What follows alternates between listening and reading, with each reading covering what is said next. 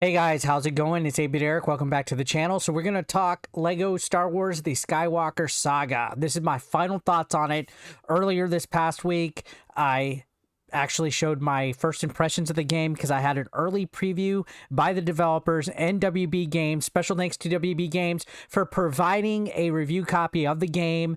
These thoughts and opinions are my own, though. This is my final thoughts of Skywalker Saga. So I gotta say, guys, first and foremost, like I said in my early impressions video, I am a Star Wars fan through thick and thin. Except for Last Jedi, I love everything and anything Star Wars. So this game was on my radar when it was first announced. I originally thought it was going to be a re-release of all the games that have already been out, but I was mistaken. This is a complete, from the ground up, brand new experience, and I gotta say, applaud to WB Games. They could have went the lazy route and just re-released all the entire complete saga of Star Wars games that they did in the past, but they didn't. And I gotta say, that was awesome. Now, this game has it all. If you're a Star Wars fan, you're gonna see Easter eggs left and right, especially throughout the different stages, which they captured the essence of Star Wars perfectly. There's so many references to different parts of the series, so many random NPCs and characters that do kind of like little Easter eggs and things like that. They really captured the essence. I mean, like being on Mos Eisley and Mos Espa and the Junlan Waste, or being on the Death Star, you get a feel that you're really in a Star Wars universe. And it's amazing because this is all completely done in Lego. They really did a lot of TLC when it came to making sure that this felt like a Star Wars game, but at the same time felt like a Lego game.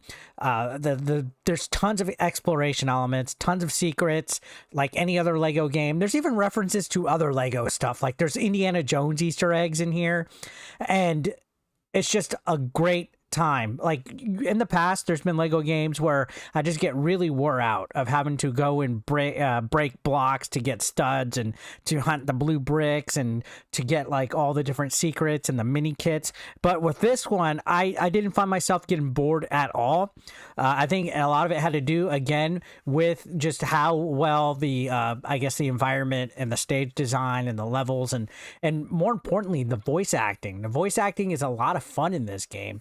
In past Lego games, the characters would do like a mumble. And this one, the voice acting, even though it's not the original actors for like Harrison Ford and Mark Hamill and them, they were pretty outstanding. At times, I'm like, wow, that's an actual amazing voice actor. Some of the ones that stood out for me were Harrison Ford, Han Solo, whoever played Han Solo, Mark Hamill. The Kylo Ren voice actor was great.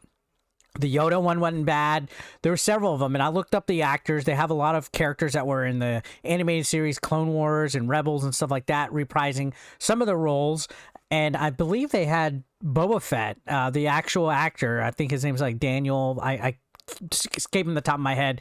They had the voice actor for that, and they had a couple others. C-3PO, of course, his voice actor is the actual actor. There's only one C-3PO out there.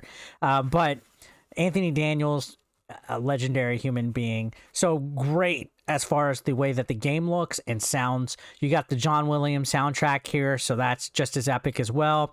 And for the most part, the stories of the movies are intact. They do a little bit of creative liberty with some of the cutscenes. Sometimes you'll see funny ways of them getting around, people being killed and stuff. Yeah, you're not going to see deaths in this game, and when they do happen, they're done in a funny way. For example, Kylo Ren doesn't stab Han Solo in the stomach in this. Han Solo loses his balance and falls to his death. So yeah, it's a lot more, I guess, friendly for children because it's Lego. So a lot of like the death scenes and stuff like that aren't as brutal as what you would have seen like in some of the original movies, which is fine. Again, I had a lot of fun with it. When I first played the early impressions, I only got to play episode 4, A New Hope. Now that I gone and went through all of them and stuff, I could say it was an enjoyable experience. Some of the episodes seem a lot shorter than the others. Like, for example, I swear episode 1 was like super fast. Episode 4 was like medium length, and there's some where I'm just like, Jesus Christ, this episode is just taking so long. I believe the longest one that I personally felt was Attack of the Clones. I felt that one was never going to end. I'm like, Jesus Christ, how much longer are they going to have Attack of the Clones go on? But yeah, if you played a Lego game in the past, the gameplay mechanics for the most part are generally the same. You go around, you have like a free roam type of gameplay, but you also have a story mode. You go around breaking bricks, getting the studs, finding switches, finding levers, solving puzzles, using certain abilities of characters. So you have like Jedi, Sith, heroes, scoundrels, bounty hunters. Each character class has some kind of ability. Some can grapple and pull things. Some can use the Force to lift objects or even Jedi mind trick people. It depends on what character class you have. So the idea is you unlock the characters and then you can go back and free play and access areas that you weren't previously able to access to get new secrets, new mini kits, and stuff like that. You can also unlock different ships. There's a lot of characters and a lot of ships, and you're going to be grinding. If you want 100% of this game, there's a lot of content in here, which is fine. I beat all the episodes within a matter of 3 days. I was doing 3 episodes per day, and I got about like 40 to 50% completion on each one. So to do 100%, you would have to definitely find the mini kits, get the True Jedi achievement by getting enough studs, and do some challenges. Each stage has like 3 to 5 different challenges, which I was unclear of how to figure out how to do those and stuff. But there's quite a bit of content here. There's also online local couch co-op, which is great if you have maybe a younger child that wants to play the game with you. Apparently, there was rumor that there was supposed to be an online co-op, but that got scrapped to make this game out on time. I have no idea how accurate or true that really is. I do wish that would have had that. It would have been pretty neat to have the ability to play this game with other people. There are character packs. The deluxe version came with a Mandalorian character pack. It also came out with a couple of other character packs that had random characters, the solo character pack as well. I don't know if they're going to do DLC outside of the universe, though. Like if they do like a Mandalorian DLC or a solo DLC or Clone Wars. I don't really see them doing that because this is called the Skywalker Saga. So I feel that maybe it's just going to be focused on the movies. And I don't know. I would welcome a DLC if it happens. Who knows if it's going to be drip fed or whatever. But I will say this.